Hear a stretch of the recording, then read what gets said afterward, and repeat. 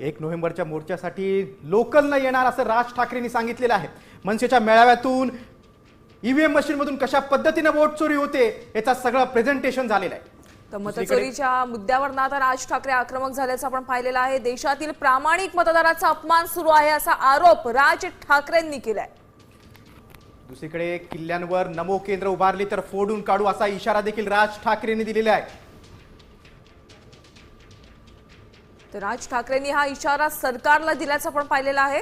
1 नोव्हेंबरला खणखणीत मोर्चा निघायला पाहिजे असं आवाहन देखील केलेलं आहे। आणि या मोर्चासाठी आपण लोकल न येणार, लवकर येणार हे देखील सांगायला राज ठाकरे विसरले नाही। देश विदेशातील प्रत्येक घडामोडींचे लाईव्ह अपडेट मिळवण्यासाठी आता साम टीव्हीच्या सर्व सोशल मीडिया प्लॅटफॉर्मला लाईक, फॉलो आणि सबस्क्राईब करा। तसंच सर्व नोटिफिकेशनसाठी बेल आयकॉन प्रेस करायला विसरू नका।